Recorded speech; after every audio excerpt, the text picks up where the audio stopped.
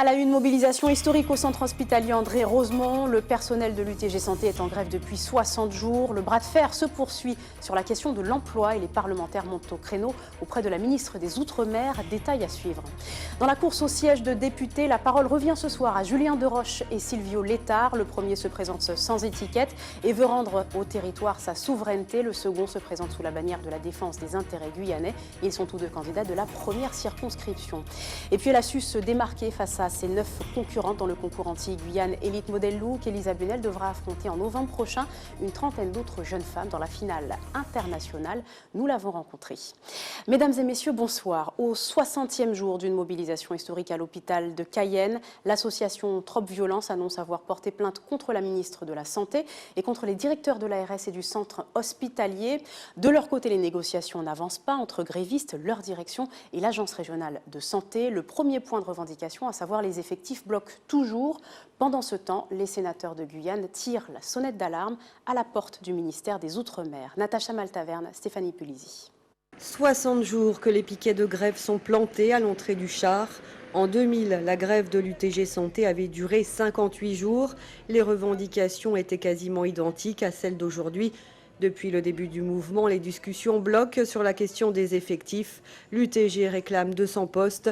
La direction est prête à en créer 36. Les grévistes sont patients et comptent aller jusqu'au bout pour obtenir satisfaction.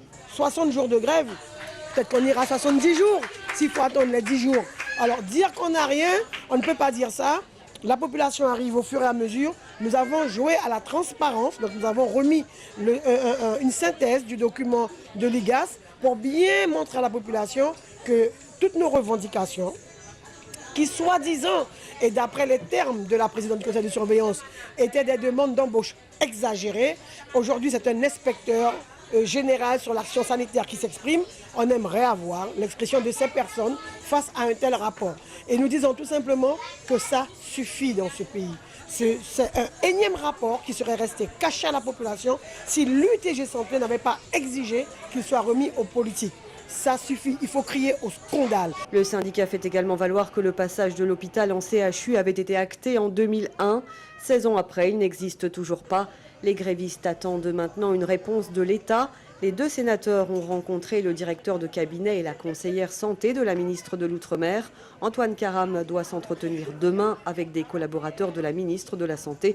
Georges Patient est rentré aujourd'hui. Donc ce que nous avons demandé, c'est qu'il y ait quand même une médiation qui soit faite assez rapidement avec des collaborateurs ou des responsables du ministère de la Santé, puisque le dialogue est rompu en Guyane entre les responsables locaux de la santé et les grévistes.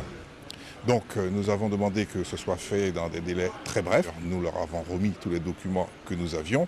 Bon, ils semblaient quand même s'être préoccupés de la question, hein, puisque bon, ils étaient au courant pas du tout, hein, parce que nous sommes rentrés quand même dans des détails, des détails qui n'avaient pas en leur possession, hein, sur le manque d'hygiène, la vétusté de l'hôpital, le manque d'effectifs. L'UTG Santé organise un meeting samedi soir à partir de 20h avec Trop Violence, la Voix Courroucienne et les Iguanes de l'Ouest. Trop Violence qui a porté plainte contre la ministre de la Santé et la direction du char et de l'ARS. Dans votre série consacrée à la campagne des législatives 2017, rencontre ce soir avec Julien Deroche, candidat sans étiquette, celui qui visait la tête de l'État en mai dernier. Il entend désormais briguer le poste de député pour mener la Guyane, dit-il, à sa souveraineté d'ici une vingtaine d'années. On l'écoute au micro de Kerwin Alcide. La politique, c'est quelque chose de sérieux. Ça consiste justement à gérer la vie d'une population.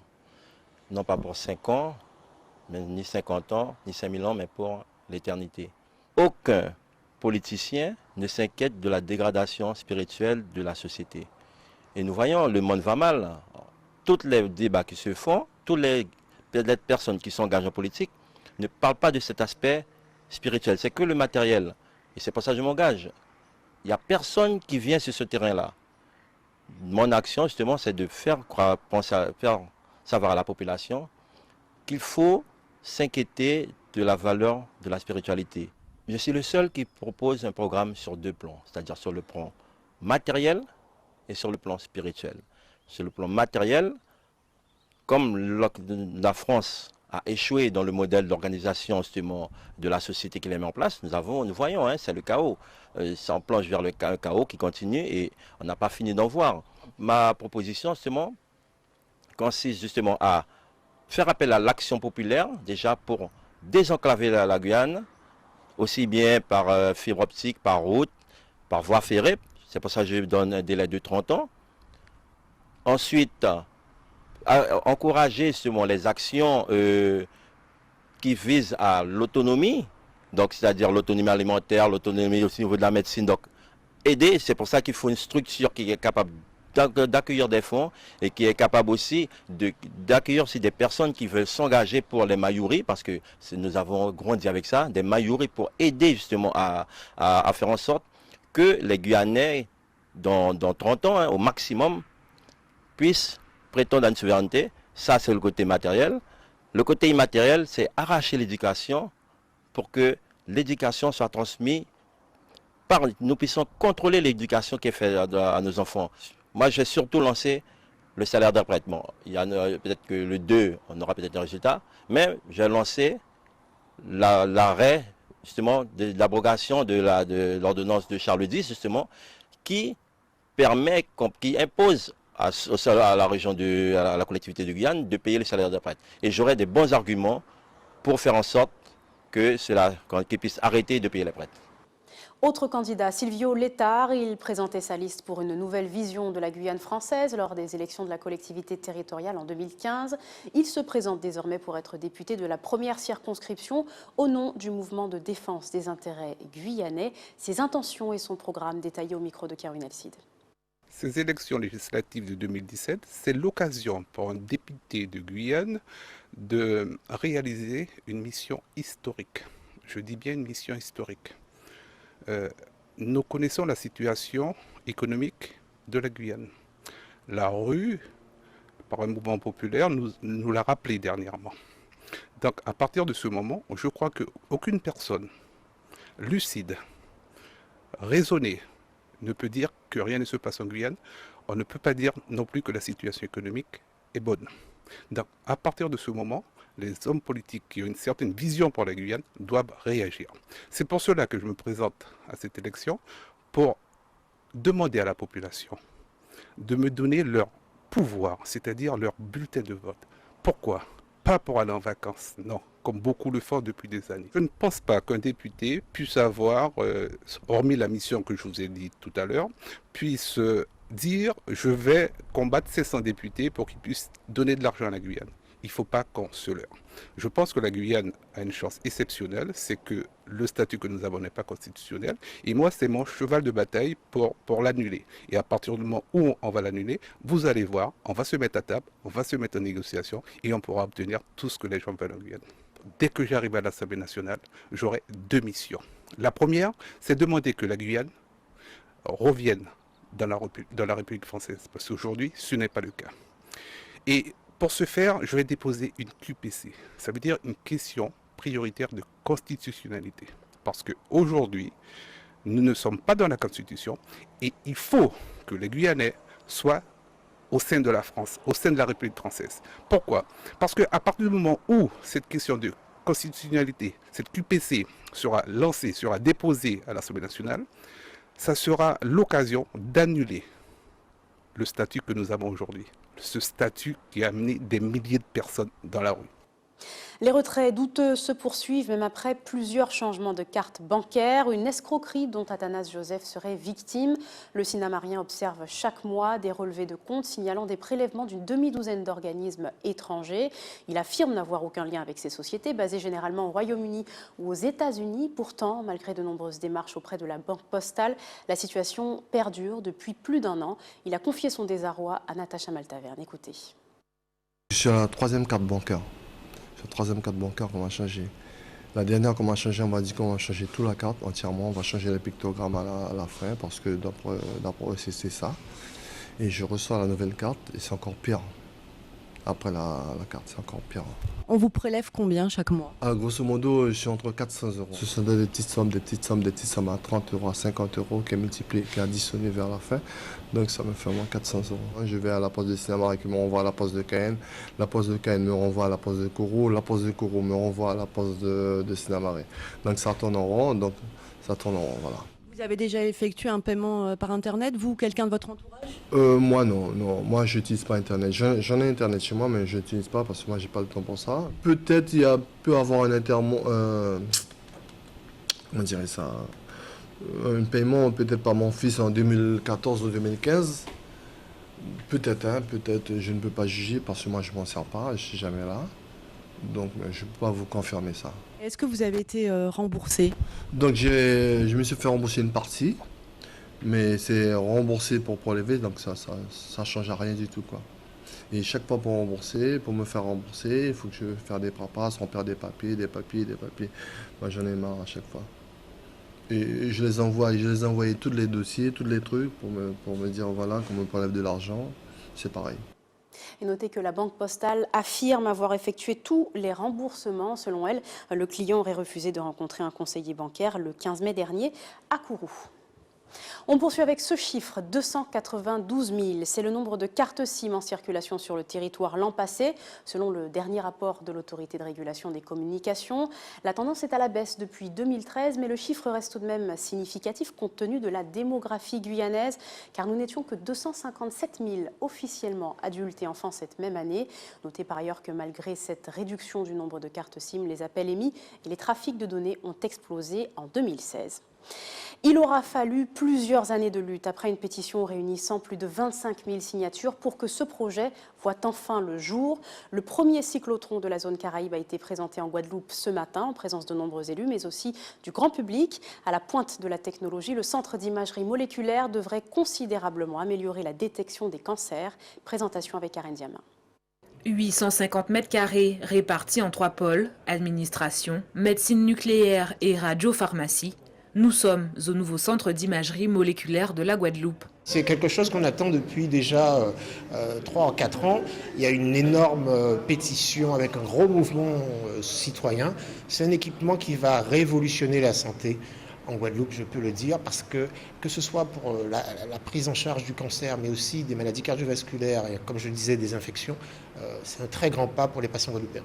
Par an, le cyclotron devrait permettre une prise en charge de 1800 à 2500 patients, un dépistage efficace, quand 1700 cas de cancer sont détectés chaque année en Guadeloupe. Alors, le cyclotron est ce qu'on appelle un accélérateur circulaire de particules. C'est un mot compliqué pour dire qu'en gros, c'est un appareil qui permet de fabriquer des produits radioactifs qu'on peut injecter à l'homme. Ensuite, une fois que ces produits radioactifs sont fabriqués, ils vont être analysés dans ce qu'on appelle un laboratoire de contrôle qualité. Et si la qualité est bonne, ils seront injectés à l'homme. Une fois injectés à l'homme, le patient passera sous une caméra qu'on appelle un PET scan, et ça nous permet de repérer de façon très précise certaines maladies, dont le cancer, les infections, les maladies inflammatoires, les problèmes neurologiques. Une vingtaine de personnes, dont 3 médecins nucléaires, 2 à la radiologie et 2 délégués au cyclotron, sera nécessaire pour faire fonctionner cet établissement de santé. En fait, dans cette pièce, nous sommes dans la pièce dite du laboratoire de synthèse. C'est-à-dire que le cyclotron fabrique les molécules radioactives, mais après, ces molécules, il faut les transformer en médicaments injectables à l'homme et contrôler la qualité. Tout ceci va se passer dans ces hot cells, c'est-à-dire ce sont des armoires blindées avec plusieurs centimètres d'épaisseur de plomb pour protéger les manipulateurs. Ici, on est dans la partie diagnostique du centre, c'est-à-dire que les patients auront été injectés avec les médicaments fabriqués grâce au cyclotron. Ces patients vont rester au repos dans les box pendant à peu près 1 heure. Et au bout d'1 heure, les patients vont être installés sous la caméra TEP qui va nous permettre de faire le diagnostic de la maladie, que ce soit un cancer, que ce soit une infection ou une pathologie cardiovasculaire. D'ici le mois de juillet, tous les équipements seront installés et débuteront alors les phases d'essai obligatoires. Une zone de recherche et de développement sera également ajoutée avant de recevoir les premiers patients. Elle a 13 ans, elle vit en Guadeloupe et c'est la plus jeune candidate française à se présenter aux épreuves du baccalauréat cette année. La jeune surdouée suit une scolarité à la maison. Marie Tricot et Bénédicte Jourdier l'ont rencontrée en pleine révision. Regardez.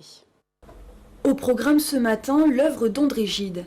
Livrée sur ligneur en main, Elsa révise son baccalauréat littéraire alors que l'adolescente n'a que 13 ans. Elle est la plus jeune candidate française de l'épreuve cette année. Sortie du système scolaire classique depuis ses 5 ans, Elsa s'est disciplinée seule pour travailler. En fait, au lycée, il finit jamais les programmes, il voit jamais tout complètement, il perd trop de temps à rien que changer de salle, il perd trop de temps. Je préfère vraiment travailler dans mon lit en plus, et en plus je peux manger quand je veux. Des années d'études acquises en quelques mois à peine. Si Elsa revendique être une adolescente comme les autres, son quotient intellectuel largement supérieur à la moyenne fait d'elle une surdouée. Ce qui n'empêche pas la jeune fille d'avoir besoin de travailler sous l'œil vigilant de sa maman Zoubida. Est-ce que tu as déjà préparé des plans? Des plans de discussion? Non, on est mardi, c'est après-demain. Tous les ans, l'apprentissage d'Elsa est contrôlé par l'inspection de l'éducation nationale, la condition sine qua non pour continuer l'école à la maison. Quant à la correction des copies, c'est maman, ancienne enseignante, qui s'y colle. Il faudra apprendre à gérer encore mieux ça, parce que ça c'est 10 points et ça c'est 10 points. Or ça n'est pas assez développé. Accompagner un enfant précoce exige de savoir s'adapter. Quand Elsa m'a dit qu'elle voulait retourner à l'école, elle était au niveau CM2 je pense, et je lui ai dit non. Et là, j'ai dû être ferme parce que je lui ai dit « tu as souffert à l'école, j'ai pas envie que ça recommence, j'ai pas envie qu'il y ait un nouvel échec dans le système. Je préfère que tu restes dans cette situation-là et je sais que tu vas pas regretter. » Après le bac, Elsa veut étudier l'audiovisuel. Bien ancrée dans son époque, l'adolescente se verrait bien lancer sa propre chaîne internet. Mais avant ça, il faudra venir à bout de l'épreuve de philosophie le 15 juin prochain, sa matière préférée. Elle a surpassé ses 9 autres concurrentes. Vous le savez, c'est une Guyanaise qui a remporté le concours Elite Model Look Anti-Guyane cette année. Du haut de son mètre 80, la jeune Elisa Bunel, 14 ans, entre ainsi dans le monde du mannequinat avec une première échéance, la finale internationale du concours en novembre prochain. Les 10 premières signeront un contrat de 2 ans avec l'agence Elite. Charlotte Fleury l'a rencontrée. Le 13 mai dernier, la finale du concours Elite Model Look Anti-Guyane avait lieu. Parmi les 10 jeunes filles sélectionnées, c'était Lisa, 14 ans, qui a été choisie par le jury. Les étoiles encore plein les yeux, elle revient sur l'annonce de sa victoire. À l'intérieur de moi, j'ai pas compris ce qui se passait. Je me suis avancée parce qu'on m'avait dit de m'avancer au nom de la gagnante. Mais j'ai pas vraiment réagi et j'ai pas compris ce qui se passait. Et puis c'est après, quand j'ai fait le câlin à Nina, que j'ai vraiment capté que c'était moi. Sans aucune expérience dans le mannequinat ou la photo, cette passionnée d'équitation a voulu tenter sa chance pour ce concours et elle a bien fait. Donc moi, ce qui m'a donné envie de m'inscrire à ce concours, c'est surtout que ma sœur l'avait fait l'année dernière, parce que sinon je le connaissais pas. Je me suis dit, pourquoi pas tenter ma chance moi aussi et voir si je réussis ou pas. Avant la finale, Elisa et les 9 autres participantes ont été envoyées quelques jours en Guadeloupe, accompagnées par Nina, la gagnante du concours de l'année dernière. Avant la finale, en fait, Nina elle nous a coachés pour bien apprendre à marcher, pour corriger nos quelques défauts de bras, de jambes et de position, de posture. Après, on a eu des shootings photos. L'ambiance, elle était vraiment très conviviale parce qu'on n'était pas, en fait, on n'était pas vraiment en concurrence. On était toutes là pour passer pour faire une bonne expérience et rencontrer de nouvelles filles et s'amuser. Donc du coup, c'était super convivial et super sympa. Il n'y avait pas du tout de concurrence. Cette année pour Elisa, c'est celle du brevet des collèges. Pour les années à venir, elle a bien réfléchi. Elle souhaite voir ce que le mannequinat pourrait lui apporter et n'exclut pas l'idée d'en faire son métier. On parle musique à présent avec notre invitée, chanteuse, pianiste, coach vocal et à la tête de l'IFDM. Bonsoir Régine Lapassion. Bonsoir Christine. Et merci d'avoir accepté notre invitation. Alors on est là pour parler de votre dernier album notamment, C'est le moment. Oui. Il est sorti le 8 décembre dernier. Vous allez le présenter notamment le 3 juin prochain sur la scène du Zéphyr. Absolument, c'est un grand concert et j'avoue que j'ai eu le trac à un moment donné en faisant le programme.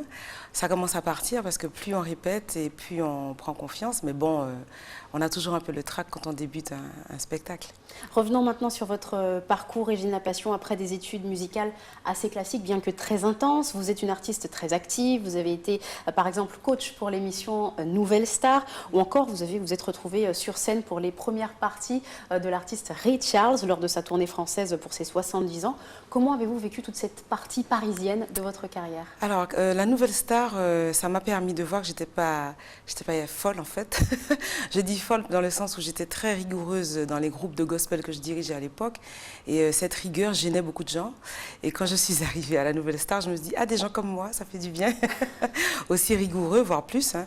Et donc, c'était une belle expérience parce qu'effectivement, chacun a sa place. C'est vraiment comme les doigts d'une main. On a besoin des 5 doigts. Et moi, je faisais partie d'un des doigts. Mais on avait tous notre place et on se respectait mutuellement. Mais il y avait des gueulantes de temps en temps. Mais en fait, c'était agréable de travailler dans de bonnes conditions.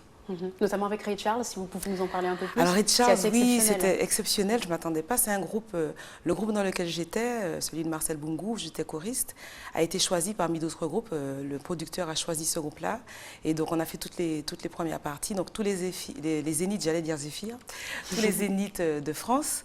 Et c'était exceptionnel parce qu'on a rencontré l'artiste lui-même, Ray Charles, on a fait des photos avec lui. Il m'a même serré le poignet, mais bon. Ça veut dire que je lui plaisais peut-être. Mais bon, en tout cas, on a rencontré l'équipe, les chanteuses, les musiciens. Et c'était assez impressionnant de les voir sur scène jouer à l'ancienne. Je dis à l'ancienne parce qu'ils n'avaient pas beaucoup de retours, pas du tout même. Et pourtant, le spectacle était là. Et le spectacle était extraordinaire. Alors, un parcours musical assez fort que vous effectuez aux côtés de votre époux, Denis Lapassion, lui-même musicien. Puis vous décidez ensemble de venir vous installer en Guyane en 2008. Oui, c'était pas prévu. On voulait aller aux États-Unis parce qu'on en avait assez de la France. De Paris notamment, c'est là qu'on vivait. Et on en avait assez de 2 choses, du froid, vous me direz, mais aux États-Unis il fait froid, et on souffrait du racisme, on commençait à en avoir assez. Donc en venant en vacances ici, on a fait un stage de gospel, puisque j'ai fait beaucoup de gospel, c'est là ma plus grande activité à l'époque, et on a décidé de rester vivre ici. Il m'a dit pourquoi pas la Guyane, j'ai dit bah oui, pourquoi pas. Pourquoi pas la Guyane et pourquoi pas aussi créer une école finalement pour enseigner tout ce que vous avez appris? Absolument, absolument, c'est important en tant qu'artiste. C'est vrai d'être sur scène, c'est sur scène qu'on apprend le métier d'artiste, mais à un moment donné, on va sortir de la planète. Donc c'est bien de transmettre quelque chose aux jeunes notamment. Et donc on a créé l'école pour la transmettre, surtout qu'ici on est un peu obligé entre guillemets d'enseigner, puisqu'on ne peut pas faire que des concerts pour vivre comme on faisait là-bas.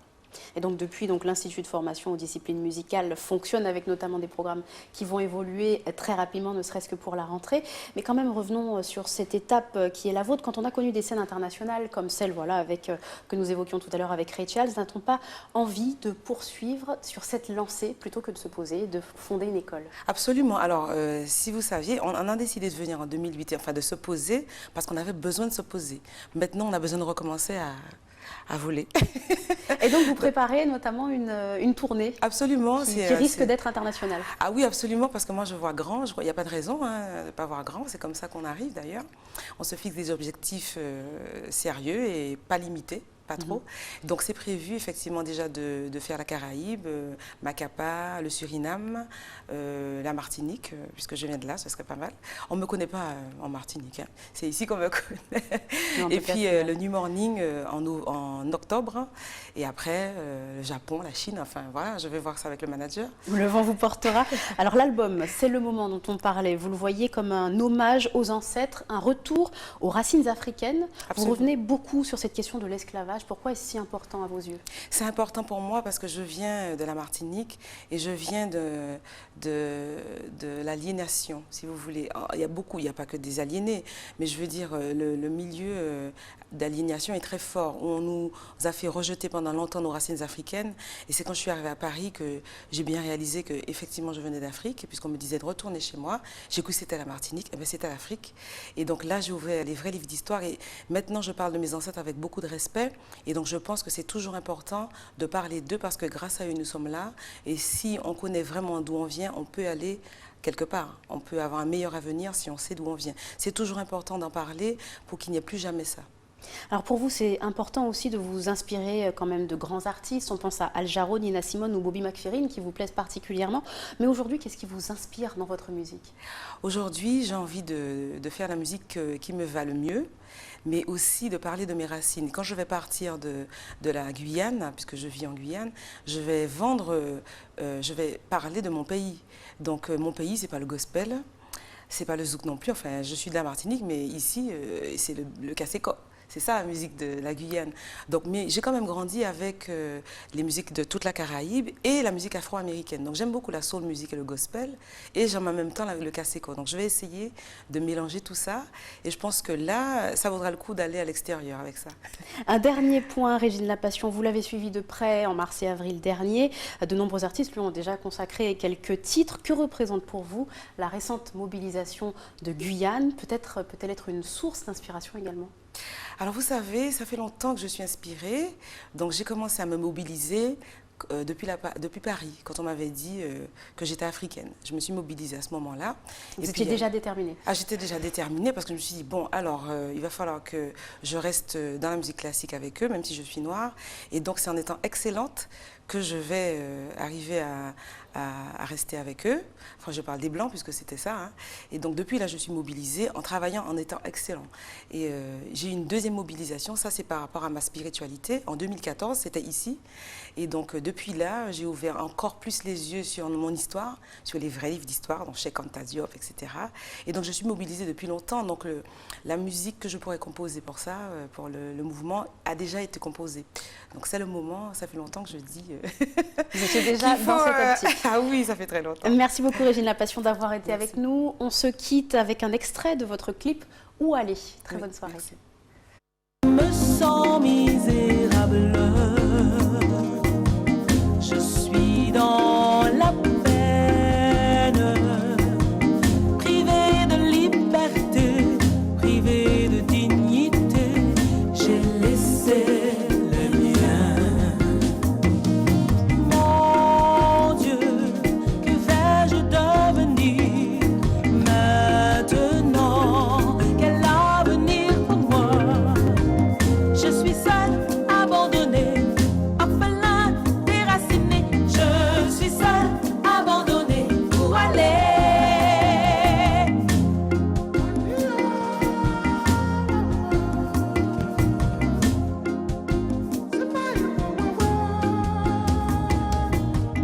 Enchaînée, j'ai quitté mon pays, maltraitée, méprisée, rejetée. C'est la fin de cette édition. Je vous rappelle les principaux titres à développer ce soir avec cette mobilisation historique au centre hospitalier André Rosemont. Le personnel de l'UTG Santé est en grève depuis 60 jours. Le bras de fer se poursuit toujours sur la question de l'emploi. Les parlementaires montent au créneau auprès de la ministre des Outre-mer et une plainte a été déposée par l'association Transviolence contre la ministre de la Santé. Dans la course aux députés, la parole était aujourd'hui à Julien Deroche et Silvio Létard. Le premier se présente sans étiquette et veut rendre au territoire sa souveraineté. Le second présente sous la bannière de la défense des intérêts guyanais. Et puis elle a su se démarquer face à ses 9 concurrentes dans le concours anti-Guyane Elite Model Look. Elisa Bunel devra affronter en novembre prochain une trentaine d'autres jeunes femmes dans la finale internationale. Merci d'avoir été avec nous. Ne manquez pas tout de suite le journal de TF1, ce sera juste après la météo. Très bonne soirée à vous, à demain.